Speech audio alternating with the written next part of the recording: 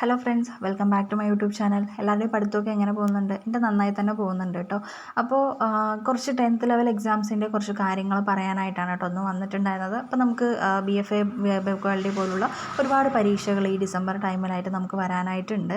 അപ്പോൾ അതിൻ്റെ കുറച്ച് പ്രിപ്പറേഷൻസ് സ്റ്റാർട്ട് ചെയ്യാനായിട്ട് പോവുകയാണ് ഞാൻ. അപ്പോൾ അതിൻ്റെ കുറച്ച് കാര്യങ്ങൾ പറയാമെന്ന് വിചാരിച്ചു. അപ്പോൾ രാവിലെ എണീച്ച ഉടനെ ബുക്സൊക്കെ ഒന്ന് അറേഞ്ച് ചെയ്ത് വെക്കുന്നുണ്ട്. കാരണം വൈകുന്നേരം ആകുമ്പോഴേക്കും ഓൾമോസ്റ്റ് എല്ലാം നല്ല രീതിയിൽ തന്നെ അത് വൃത്തികേടായിട്ടുണ്ടാവും. അപ്പോൾ ഞാൻ അതൊന്ന് വൃത്തിയാക്കി വെക്കാമെന്ന് വിചാരിച്ചു. അപ്പോൾ അത് കഴിഞ്ഞിട്ട് വേണം ഇനി ബാക്കി പഠിത്തവും കാര്യങ്ങളൊക്കെ സ്റ്റാർട്ട് ചെയ്യാനായിട്ട്. പക്ഷേ പുറത്ത് നല്ല മഴയാണ് കേട്ടോ. അതുകൊണ്ട് കറണ്ടിൻ്റെ ഒരു ഇഷ്യൂ ഉള്ളത് കൊണ്ട് ഈ ലൈറ്റ് പോയി കഴിഞ്ഞാൽ റൂം ഭയങ്കര ഇരുട്ടായിരിക്കും. അപ്പോൾ അതുകൊണ്ട് തന്നെ പറ്റുന്ന ടൈം പഠിക്കുന്നുണ്ട്. ഓക്കെ, അപ്പം അതുണ്ടോ ഭയങ്കര മഴയും കാര്യങ്ങളൊക്കെയാണ്. അപ്പോൾ എല്ലാവരും മാക്സിമം വീട്ടിലിരിക്കാനൊക്കെ ആയിട്ട് നോക്കുക കേട്ടോ, വർക്കൊന്നും ചെയ്യാത്ത ആൾക്കാരാണെന്നുണ്ടെങ്കിൽ.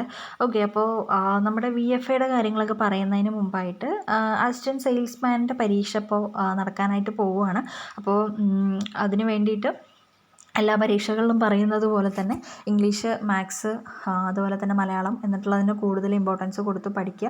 പിന്നെ ഈ ഡിഗ്രി ലെവലിൽ ചോദിച്ച പോലുള്ള ക്വസ്റ്റ്യനൊക്കെ ആയിരിക്കും എന്നൊക്കെ ചോദിക്കുന്നുണ്ട്. അങ്ങനെയൊന്നും വരില്ല, കാരണം ഇതൊരു 10th ലെവൽ എക്സാം അല്ലേ. അതുകൊണ്ട് തന്നെ ഡിഗ്രി പ്രിലിംസിന് ചോദിച്ച പോലുള്ള ക്വസ്റ്റ്യൻസ് ഒന്നും ഇതിന് വരില്ല. ഓക്കെ, അപ്പോൾ നമ്മൾ കൂടുതലായിട്ട് SCERT NCERT പോലുള്ള കാര്യങ്ങളൊന്ന് ഇമ്പോർട്ടൻസ് കൊടുത്തിട്ട് നമ്മളൊന്ന് നോക്കിയാൽ മതി കേട്ടോ. അപ്പോൾ അങ്ങനെയാണെന്നുണ്ടെങ്കിൽ വേറെ പ്രശ്നങ്ങളൊന്നും ഉണ്ടാവില്ല.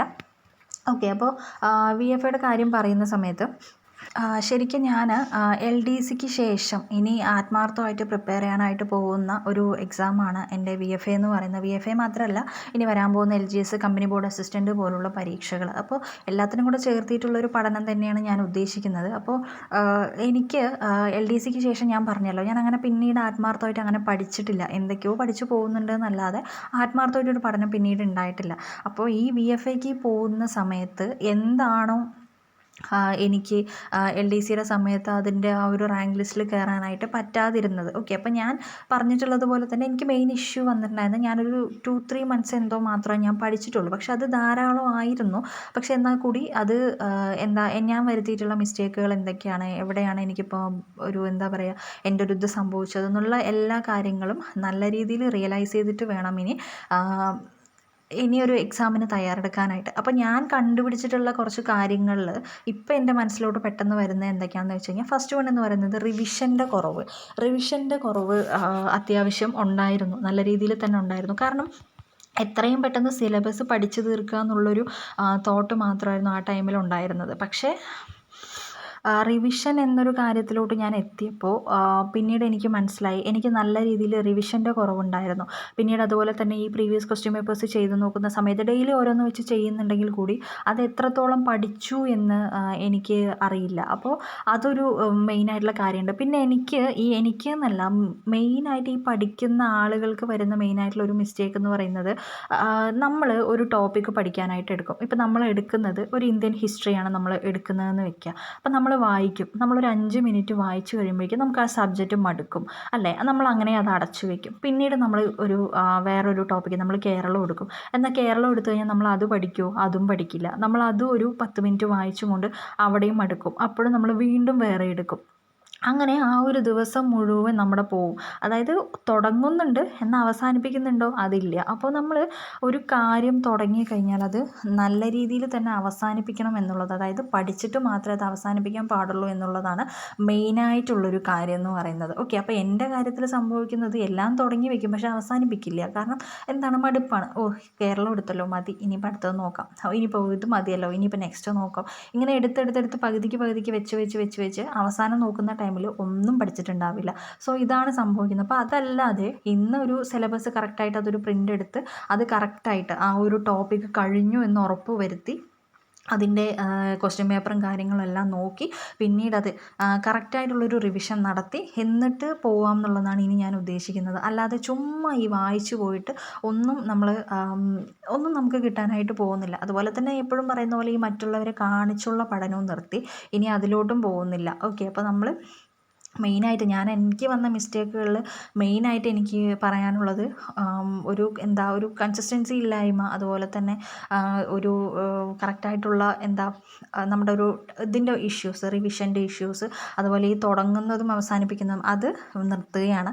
പിന്നെ ഇതാണ്ടോ ഇപ്പോൾ ഞാൻ പഠിക്കാനായിട്ട് ഉദ്ദേശിക്കുന്നത് എങ്ങനെയാണെന്ന് വെച്ച് കഴിഞ്ഞാൽ, ഇപ്പോൾ നമുക്ക് ഫസ്റ്റത്തെ ടോപ്പിക്കാണല്ലോ അറൈവൽ ഓഫ് യൂറോപ്യൻസ്. ഏത് സിലബസ് എടുത്താലും ഫസ്റ്റ് ഇതാണ് വരാനായിട്ട് പോകുന്നത്. അപ്പോൾ അറൈവൽ ഓഫ് യൂറോപ്യൻസ് എന്ന് പറയുന്ന സമയത്ത് NCERT കൊടുത്തിട്ടുണ്ട്, SCERT കൊടുത്തിട്ടുണ്ട്. അപ്പോൾ ഞാൻ NCERT, SCERT എന്നിവ ആദ്യമായിട്ട് ഞാൻ കംപ്ലീറ്റ് ചെയ്യാനായിട്ട് പോവുകയാണ്. കംപ്ലീറ്റ് ചെയ്യാൻ മീൻസ് ഞാൻ നോട്ട്സ് ഉണ്ടാക്കിയിട്ട് പഠിക്കുക.